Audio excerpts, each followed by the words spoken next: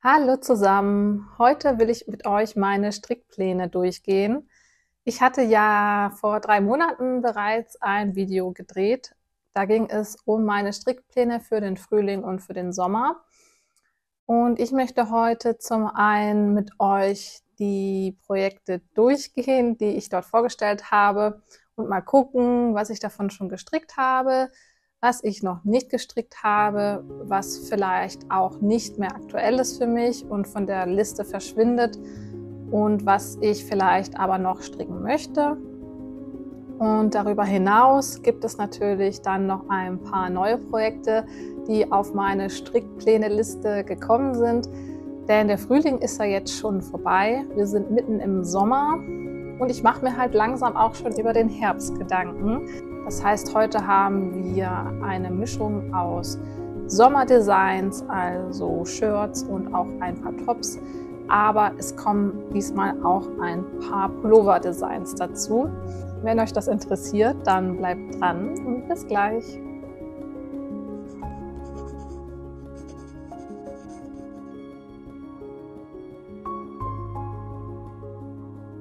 In meinem letzten Video hatte ich ja schon erwähnt, dass ich ein bisschen unzufrieden bin mit der Anzahl meiner WIPs, also mit den Projekten, an denen ich gerade arbeite.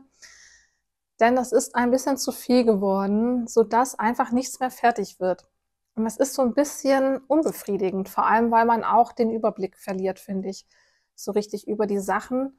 Ja, und das möchte ich eben nicht mehr so. Deswegen habe ich jetzt angefangen, mich mal ein bisschen wieder zu besinnen und zu überlegen, was möchte ich denn eigentlich wirklich stricken und was brauche ich vor allem auch für meinen Kleiderschrank. Weil es bringt ja nichts, wenn ich den 50. Pulli stricke, der fast genau gleich aussieht oder die gleiche Zusammensetzung hat.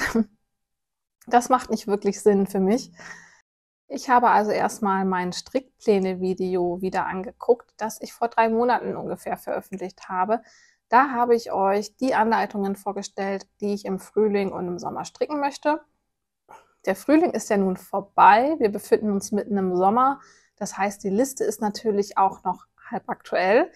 Aber es gibt eben ein paar Dinge, die jetzt von der Liste gestrichen wurden und welche, die noch hinzugekommen sind.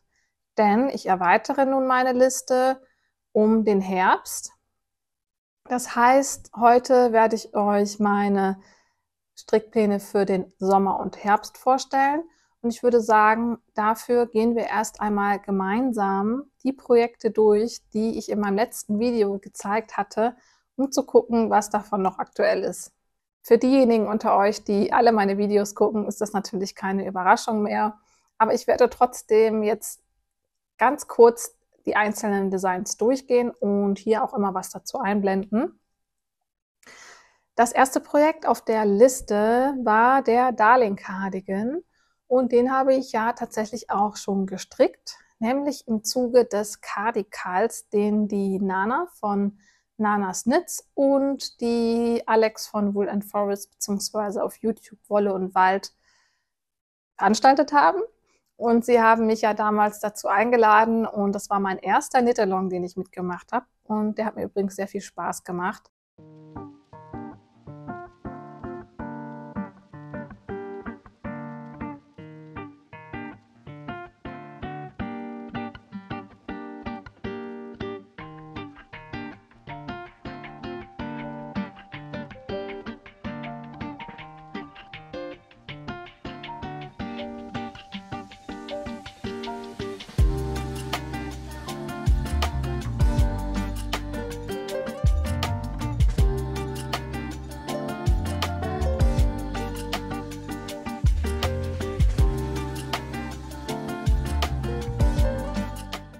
Wenn ihr jetzt mehr über den Darling Cardigan wissen wollt, könnt ihr in einem meiner älteren Podcast-Folgen gucken. Da habe ich ja die einzelnen Projekte genauer vorgestellt. Ich gehe jetzt wirklich nur ganz kurz durch, um einen Überblick zu bekommen.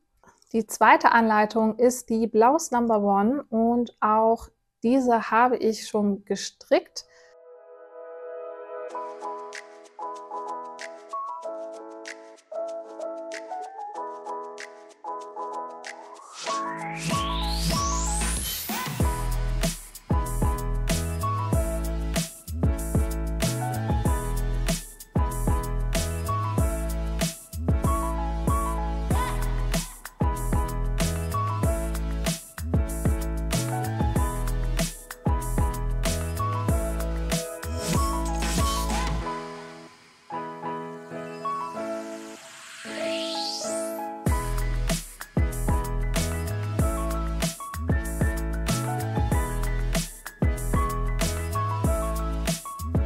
Nun kommt eine Anleitung, die ich bisher nicht gestrickt habe und die auch erstmal von dieser Liste verschwinden wird. Das ist der Lauda Cardigan Sweater bzw. Slipover von Rebecca Clow. Und der verschwindet deswegen von meiner Liste, weil ich ein anderes Design habe, das auch Zöpfe hat, das ich aber lieber stricken möchte. Das werde ich euch dann gleich vorstellen. Heißt nicht, dass ich diese Anleitung jetzt gar nicht mehr stricken möchte, aber im Moment fühle ich es einfach nicht so richtig. Und das ist leider auch mit dem nächsten Design so. Das nächste war nämlich der Ingrid Slipover. Den fühle ich auch einfach nicht mehr so. Zumindest im Moment nicht. Das kann ich auch gar nicht so richtig sagen, woran das liegt. Aber es ist einfach so ein Gefühl, dass ich im Moment keine Lust habe, den zu stricken. Ja, und vielleicht würde ich auch lieber einen Storm Slipover stricken. Den hat Petit Knit ja noch nicht rausgebracht, aber ich hoffe, das kommt noch. Ich hatte ja schon den Storm Sweater von Petit Knit gestrickt, der ja leider kaputt gegangen ist. Und eigentlich möchte ich den auch nochmal in meinem Kleiderschrank haben. Das heißt, könnte sein, dass ich diesen auch in diesem Winter noch stricken werde. Der ist jetzt aber aktuell erstmal nicht auf der Liste, also noch nicht brandaktuell. Das nächste Design ist der April Cardigan und den habe ich ja gerade erst fertiggestellt. Den kann ich also auch von meiner Liste abhaken.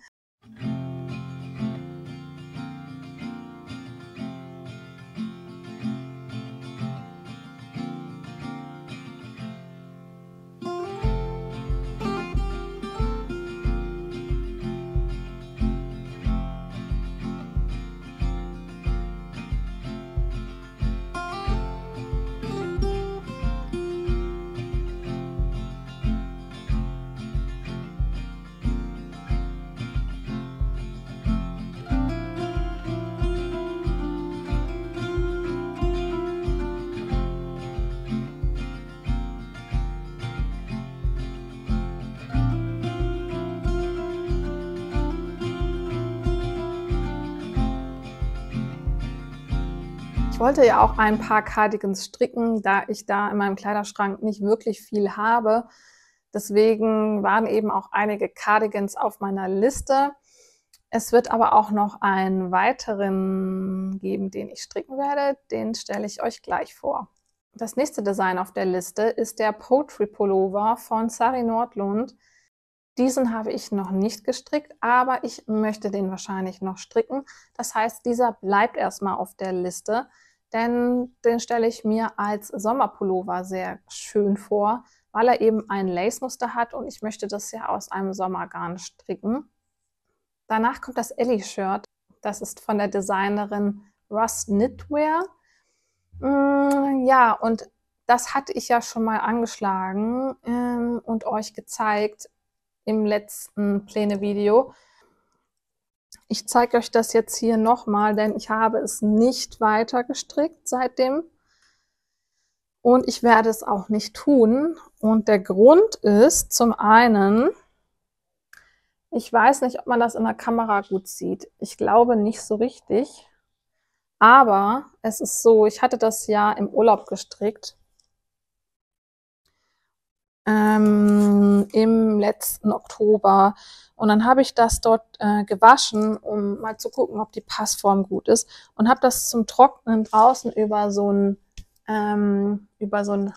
Handtuchhalter, würde ich das nennen, gelegt zum Trocknen, was so auf der Terrasse immer ist. Und das hat leider abgefärbt. Und ich habe versucht, das zu waschen und mit Fleckenreiniger, aber man sieht es leider.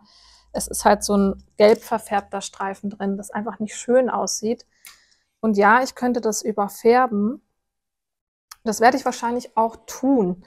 Aber ich habe jetzt noch ein Problem. Denn das Garn, das ich benutzt habe hierfür, ist das Knitting for Olive Cotton Merino. Mit dem lässt sich zwar wunderbar stricken, aber das hat eben einen Merino-Anteil. Und ich habe gemerkt, dass ich das im Sommer einfach nicht gerne trage. Also dass das, obwohl es nur, ich glaube es sind 20% Merino, 80% Baumwolle ungefähr. Bin mir nicht ganz sicher, aber der Merino-Anteil ist klein und trotzdem merke ich das halt, dass es mich ein bisschen kratzt, vor allem wenn ich halt schwitze. Und das ist im Sommer halt normal, ne, dass man schwitzt. Gemerkt habe ich das an meinem Camisole Nummer 5 ist es, glaube ich.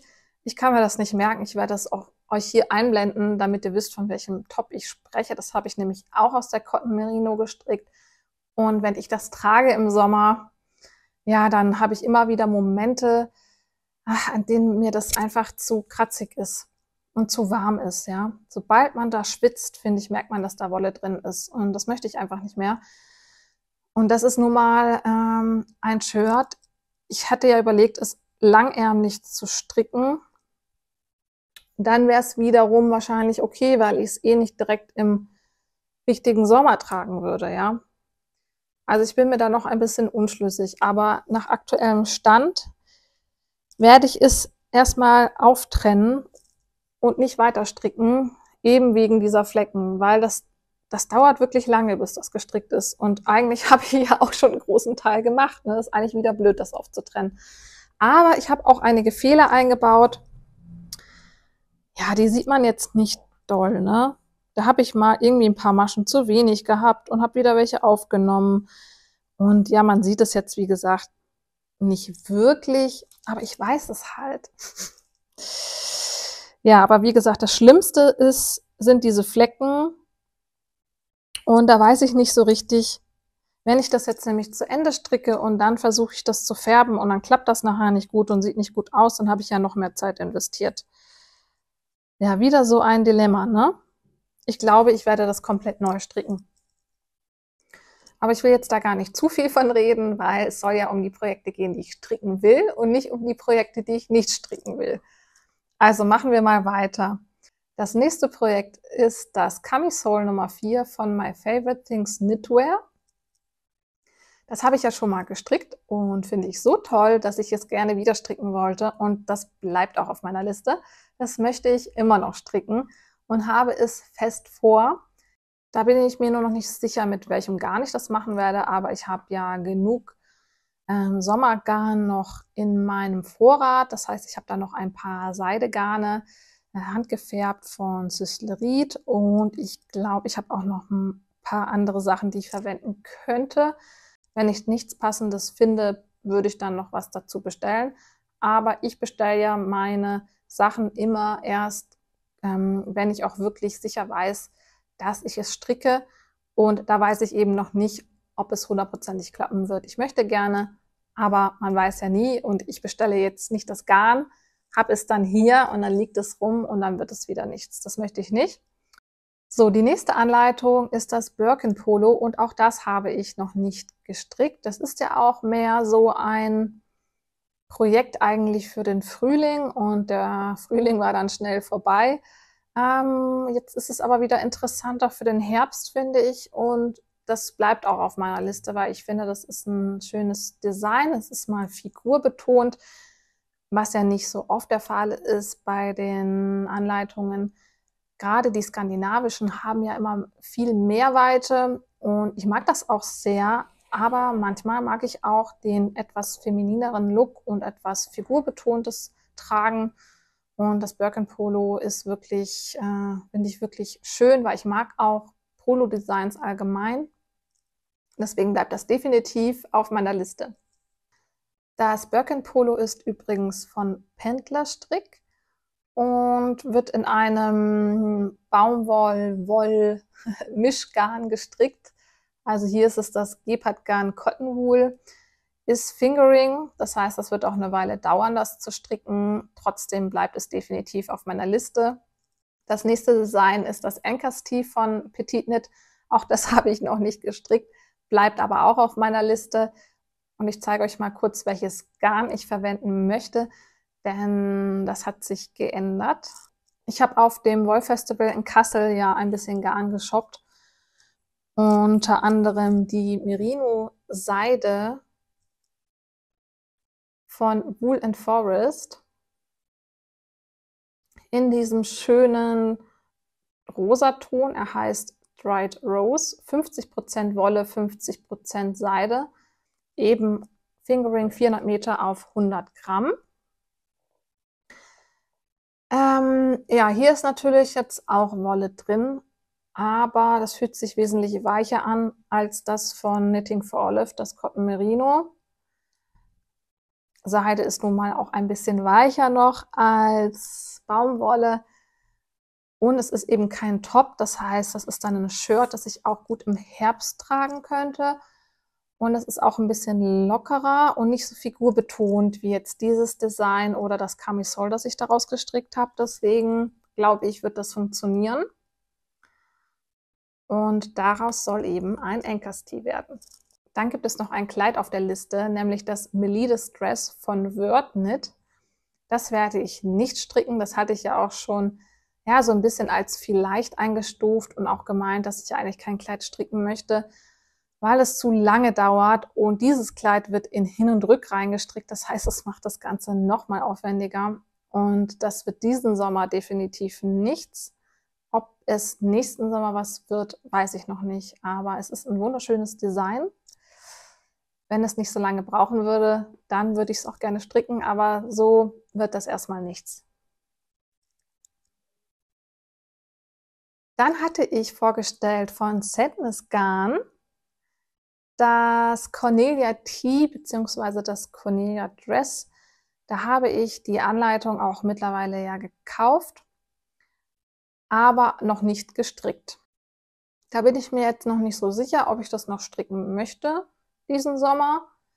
Es könnte sein, weil ich bin ja im Oktober auch noch im Urlaub. Wir fliegen ja auf die Malediven dieses Jahr und da sind die Temperaturen natürlich nicht so wirklich geeignet für Pulloverstrick. Das heißt, ich werde auf jeden Fall auf den Malediven irgendwas leichtes, sommerliches stricken. Und vielleicht wird das ja funktionieren, dass ich diese Kombination noch stricke. Aber da bin ich mir noch nicht so sicher. Es ist eher so ein Wackelkandidat. Dann gibt es noch weitere 3 Designs, die ich nicht gestrickt habe. Ja, ein bisschen ernüchternd, dass ich eigentlich nur 3 Anleitungen wirklich von meiner Liste gestrickt habe. Da fragt man sich doch, wie viel Sinn dieses Planungsvideo überhaupt gemacht hat, aber naja. Und zwar ist das Mintu Tee. Und dieses habe ich von meiner Liste gestrichen, weil ich keine Drop Shoulder stricken möchte. Ich finde, für T-Shirts ist das nicht so das richtige Design für mich. Oder es kommt halt drauf an. Aber an dieser Stelle gefallen mir eigentlich die Ärmel nicht so richtig, weil ich habe das Gefühl, die stehen so ein bisschen seltsam ab. Das ist mir anfangs nicht aufgefallen. Aber je öfter ich das Design gesehen habe, desto klarer wurde mir, dass ich das wahrscheinlich nicht mehr stricken möchte. Genauso geht es mir mit dem Sailor Swift Top von Kudo Wakika. Das hatte ich ja schon mehrfach gestrickt und das habe ich ja von meiner Liste gestrichen schon, weil ich ja ein eigenes Tanktop-Design rausgebracht habe mit Streifen, weil eben da auch ein paar Dinge waren, die mir nicht zu 100% gefallen haben. Ich trage es übrigens immer noch sehr gerne, so ist es nicht, aber ich brauche eben keine 10 Tanktops im ähnlichen Design in meinem Schrank. Und zuletzt habe ich das Shorty Sock Set von Summerlee Design. Ja, und das hatte ich angefangen. Ich habe es euch, glaube ich, in meinem letzten oder im vorletzten Podcast vorgestellt, dass ich das aus der Regia Cotton Color in der Farbe Drachenfrucht angefangen hatte zu stricken. Aber ich bin einfach kein Sockenstricker und deswegen habe ich das nicht weiter gestrickt. Und dann hat mir die liebe Esther von dem Instagram-Kanal Knit, Eat, Sleep, Repeat, ja, ich glaube, angeboten, mir die Socke fertig zu stricken und mir das Schottis draus zu machen, weil sie eben sehr gerne Socken strickt. Das ist auf jeden Fall super lieb von ihr. Das heißt, ich bekomme meine Sommersocken und muss sie nicht selber stricken. Ist doch perfekt, oder? So, und kommen wir nun zu meinen Updates, denn ich habe natürlich ambitionierte Pläne für die nächsten Monate. Abgesehen von den Designs, die ich jetzt natürlich von meiner alten To-Knit-Liste mitgenommen habe, möchte ich auch noch einige andere Designs stricken. Das erste Design ist der Eltenpullover von Jochi Locatelli. Ich bin mir nicht sicher, ob man sie so ausspricht, aber ich glaube, dass sie Spanierin ist. Und dort würde man wahrscheinlich das J also aussprechen, ne? Also Jochi Locatelli. Bin mir nicht sicher. Auf jeden Fall ist der Eltenpullover ein Drop-Shoulder-Pullover. Und ich habe mir vorgenommen, dass ich ein paar mehr Sommerpullover stricken möchte, da ich davon einfach zu wenig habe. Und ich finde, dass das Allrounder sind, die man eben das ganze Jahr tragen kann, gegen ich einen Wollpullover eben wirklich nur für ein paar Monate im Jahr tragen kann. Und bei dem Eltenpullover wurde ich von meiner Kassel-Begleitung Esther ein bisschen genitfluenzt, denn sie hat sich dort Garn gekauft für diesen Pullover. Ja, und da konnte ich nicht Nein sagen und habe mir auch Garn dafür gekauft. Das zeige ich euch mal kurz. Der Eltenpullover wird aus einer Kombination von 2 Garnen gestrickt, die aber nicht zusammengehalten werden, sondern einzeln gehalten werden. Und ich habe mir da diese Garnkombination ausgesucht. Das ist ein Merino Fingering und das ist ein Suri Lace. Das sind beides Garne von Wool & Forest. Und das Merino Fingering, das ist die Farbe Parfait und das ist 100% Merino Superwash, eben 400 Meter auf 100 Gramm. Und das ist die Suri Deluxe in der Farbe Blush. Das ist 53% Alpaka, 34% Seide und 13% Kaschmir und läuft 400 Meter auf 50 Gramm. Ja, und das wechselt man eben so ab und bekommt dann Streifen. Ich finde, das passt ganz hervorragend zusammen und passt auch wieder sehr gut zu mir. Die Maschenprobe von dem Pullover liegt bei 20,5 Maschen auf 36 Reihen. Das finde ich ist eine interessante Maschenprobe. Aber ich habe auch schon gehört, dass die Designerin so ein bisschen spezieller ist, was ihre Anleitungen angeht. Ich bin auf jeden Fall sehr gespannt. Die Anleitung ist leider nur auf Englisch und auf Spanisch erhältlich und verfügbar in 10 Größen. Empfohlen wird ein Positive Ease von 40 cm, ja, was schon echt extrem viel ist. Ich finde, auf dem Produktfoto sieht das noch gar nicht so viel aus. Ich werde da auf jeden Fall mal ein bisschen die Projekte durchgucken, die schon gestrickt worden sind und dann mal schauen, wie viel Ease ich möchte und welche Größe ich dementsprechend dann stricken werde. Das ist aber auf jeden Fall ein Garn, auf das ich so gespannt bin, weil ich das so hübsch finde, dass das bestimmt nicht lange auf sich warten lässt.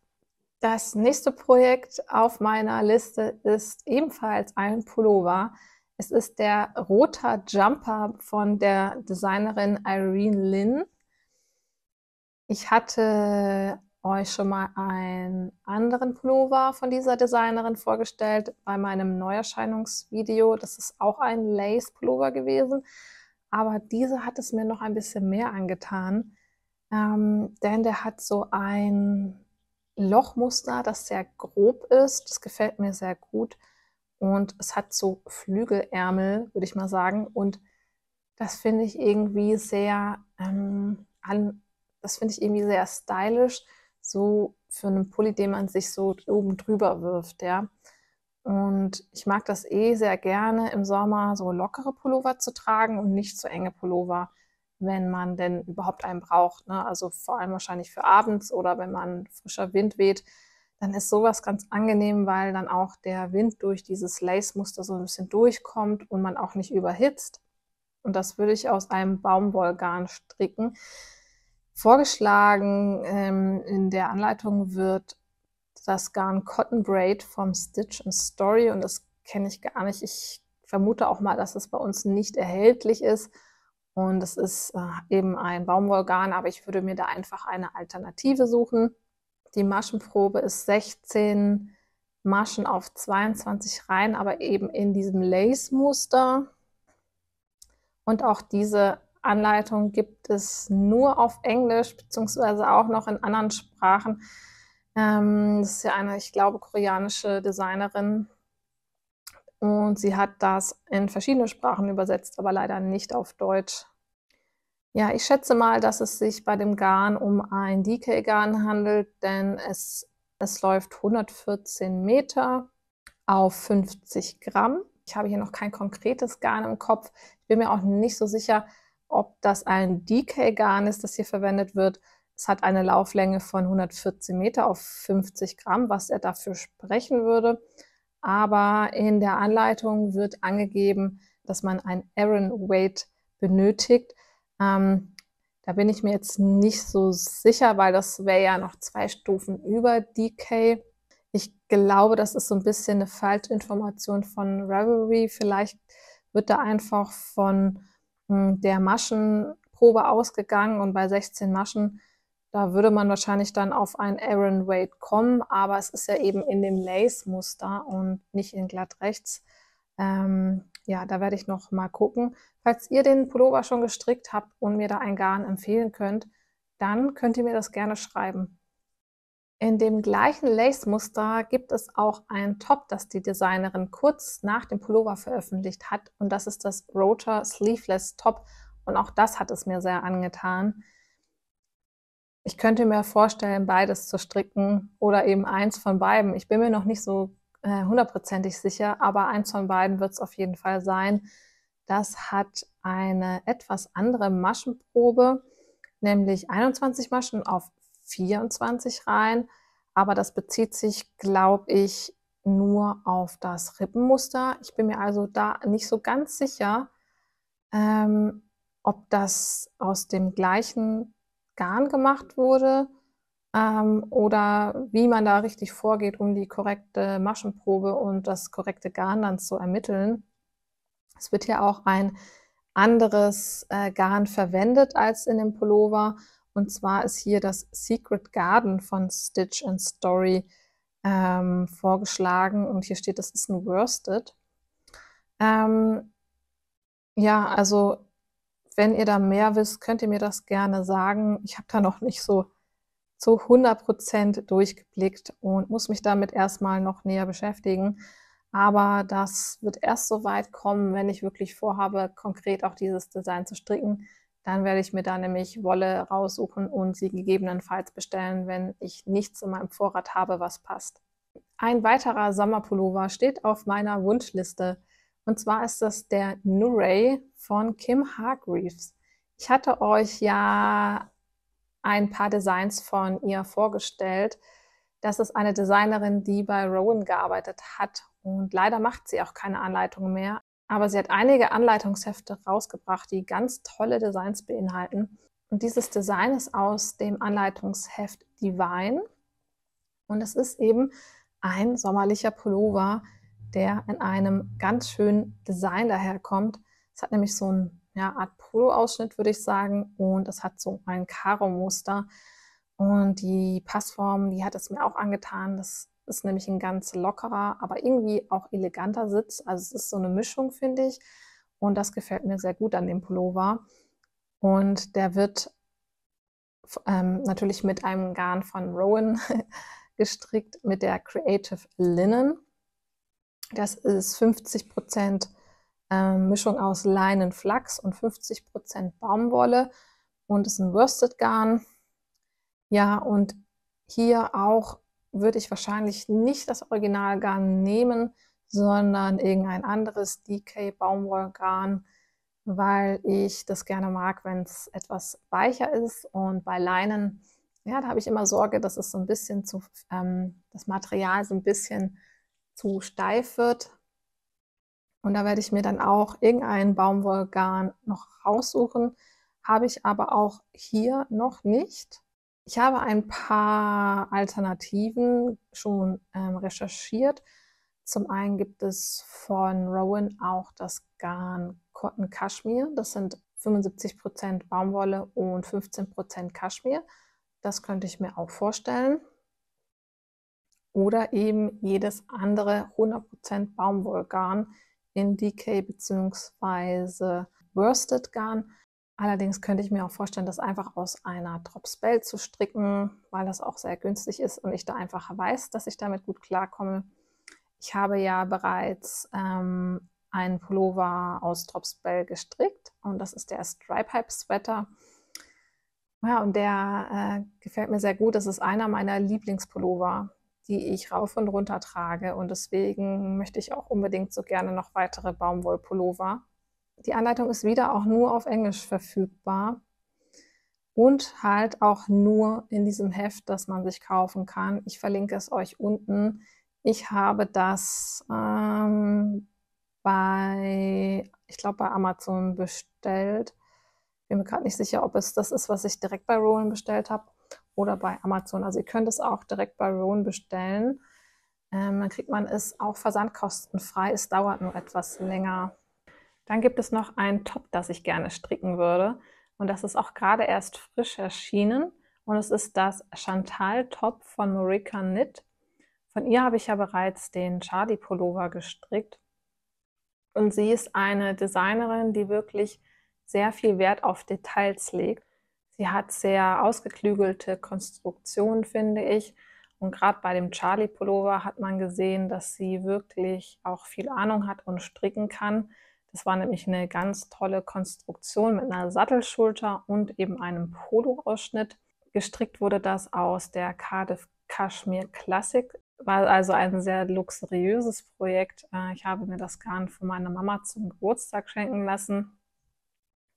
Aber es hat sich auch wirklich gelohnt. Es ist ein sehr schöner Pullover geworden. Und ich habe schon länger die Chantal-Serie bei ihr im Blick, denn ich wollte auch schon den Pullover stricken. Aber stattdessen habe ich jetzt das Top erstmal auf meine Liste gesetzt. Denn ich habe vor allem ja viele so sportliche Tops oder sehr so süße, verspielte Tops gestrickt, die so romantischer sind, aber eben nicht so, sage ich mal, edlere Tops. Und ich finde, das hat ein sehr edles Design durch zum einen das Garn, das verwendet wird. Das ist nämlich das Gepard-Garn Horse Silk. Und das ist eine Mischung aus 70% Zellulose, Leinen-Flachs-Mischung und 30% Seide. Und das finde ich sehr interessant, das würde ich sehr gerne mal probieren. Es hat einen wirklich schönen Glanz und macht das Ganze edel. Und dann wird das ganze Top in diesem Slip-Stitch-Pattern gestrickt. Ich weiß gar nicht, wie das auf Deutsch heißt. Das erinnert so ein bisschen, finde ich, an so Halbpatent vom Look, aber auch nur so ein bisschen. Also es ist was ganz Spezielles, finde ich. Und ja, das Design wirkt dadurch auch nochmal edler, finde ich. Dann gibt es noch ein geteiltes Bündchen unten, also so ein Schlitz an den Seiten. Das finde ich auch relativ edel eigentlich und gibt dem Ganzen nochmal so ein gewisses Etwas. Gefällt mir auch gut und diese Anleitung ist auch mal auf Deutsch übersetzt. Das macht sie ja eigentlich mit allen ihren Anleitungen. Gestrickt wird das Ganze auf 3,5 und 4 mm, wahrscheinlich je nachdem, ne? Wahrscheinlich wird der Rumpf mit 4 mm gestrickt und die Maschenprobe ist 30 Maschen auf 44 Reihen. Und es ist eben ein Sportweight Garn. Also das Garn wird angegeben mit 24 Maschen und 175 Meter auf 50 Gramm. Ja, was so zwischen DK und Fingering liegt und das ist ja dann Sportweight. Die Größen sind XS bis 3XL und der fertige Umfang liegt bei 88 bis 129 Zentimeter. Dann kommen wir jetzt noch mal ein bisschen mehr in den Herbst. Es gibt nämlich einen Pullover, den ich stricken möchte, der etwas wärmer werden wird. Und als ich den das erste Mal gesehen habe, da hat er mich gar nicht angesprochen und das liegt an der Farbe. Ich rede nämlich von dem Oatmeal Sweater von Kutowa Kika. Ja, wie der Name schon sagt, ist die Farbe so Haferflocken. Ja, und das sieht für mich eben nach etwas aus, was ich schon mal gegessen habe und wieder rausgekommen ist, um das mal jetzt nicht zu eklig auszudrücken. Ja, und deswegen war der eben nicht bei mir nicht auf dem Schirm. Und sie trägt ihn eben auch auf diesem Bild sehr oversized, weil sie halt gerade schwanger ist. Und dann ist das natürlich nicht so einfach, das sich bei sich selbst vorzustellen. Jetzt hat sie aber einen Vlog veröffentlicht auf ihrem YouTube-Kanal und da hat sie diesen Pullover aus der Knitting for Olive Merino in der Farbe Unicorn Purple gestrickt, doppelt gehalten. Und das ist eine Farbe, auf die ich schon lange ein bisschen schiele und die sehr schön ist, finde ich. Und aus diesem Garn möchte ich das dann gerne stricken. Das habe ich auch noch nicht bestellt. Das werde ich dann erst tun, wenn er wirklich angeschlagen wird. Und das wird wahrscheinlich eher so ein Projekt sein zum Oktober hin dann. Mal gucken. Auf jeden Fall ist das ein Design mit kompletten Zopfmustern und Strukturmustern. Und deswegen habe ich da wirklich Lust drauf, das zu stricken.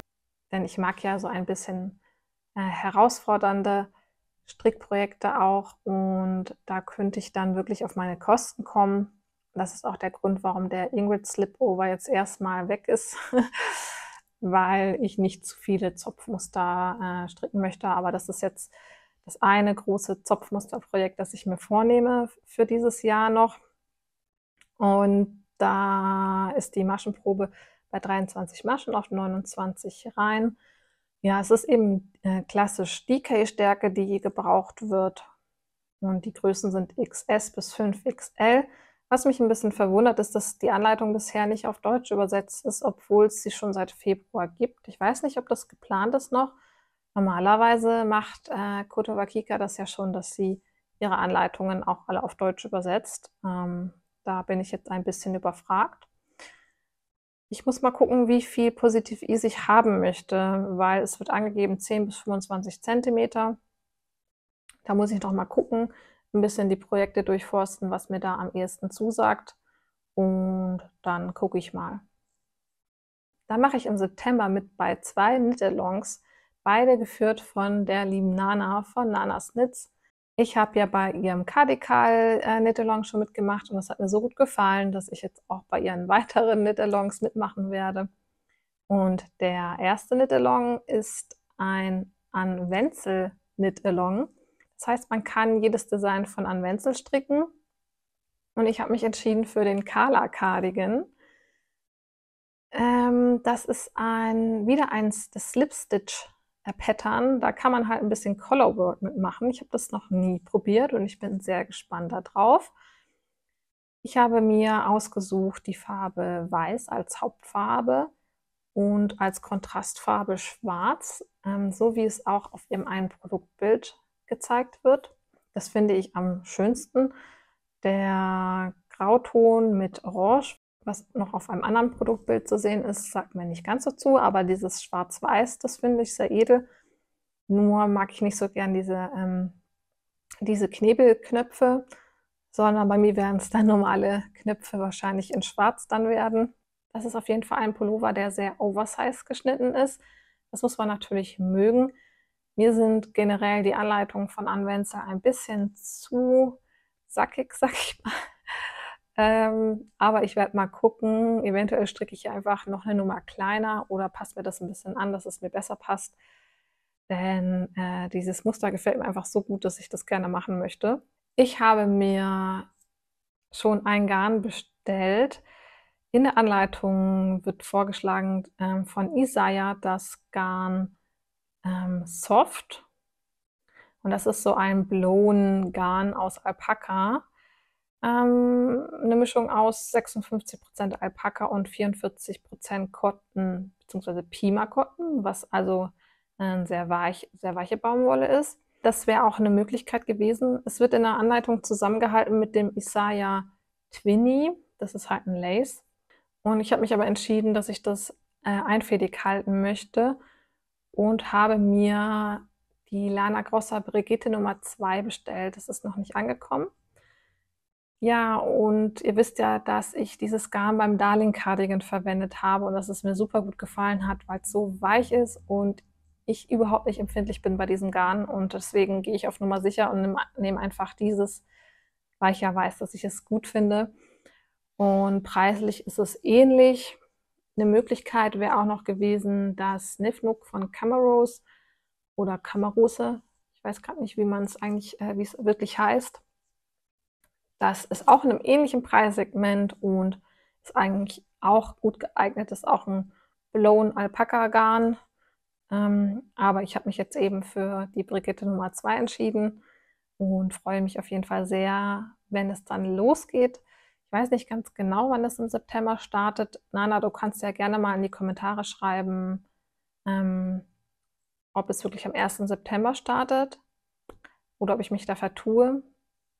Ich bin mir nicht so sicher, aber irgendwann im September wird der gestartet. Und eben auch der andere Knit-Along zur gleichen Zeit, denn die Nana veranstaltet auch ein Knit-Along für ihr erstes Pullover-Design und das ist das Füchslein. Das stricke ich dann auch mit und da habe ich das Garn auch schon da und ich möchte diese 2 Garne zusammenhalten. Das habe ich ja in Kassel gekauft und kennt ihr deswegen aus meinem Kassel-Video schon. Das ist die Pure Merino von Wool & Forest in der Farbe Dove und die Suri Deluxe in der Farbe Stone. Das ist eben ein Merino Fingering mit einem Lace zusammen. Das heißt, ihr könnt auch jedes Fingering mit Lace kombinieren für dieses Design. Und die Nana hat in ihrer Anleitung das Single Merino verwendet. Ich weiß jetzt gar nicht, was der Unterschied ist zu dem Pure Merino. Alex, falls du das Video siehst, kannst du es ja mal gerne in die Kommentare schreiben, was der Unterschied ist zwischen den beiden Garnen. Ich kann jetzt keinen Unterschied erkennen.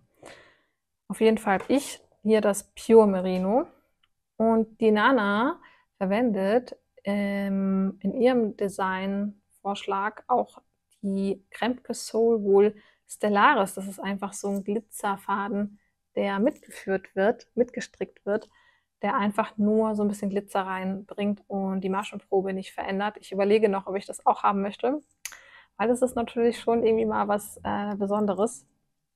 Das Schöne an dem Design ist, dass es auf 6 mm Nadeln gestrickt wird. Das heißt, es ist wirklich schnell gemacht und gibt ein lockeres Strickbild. Das ist also ein sehr leichter Pullover und ich hatte den auch in Kassel schon an auf dem Wollfestival und freue mich da schon drauf, weil es wirklich ja, ein ganz leichtes Strickstück ergibt und nicht so schwer und mega wärmt. Und das war eben auch ihre Intention bei diesem Design. Ich bin ja nicht so der Raglan-Fan, aber sie hat hier Compound Raglan verwendet.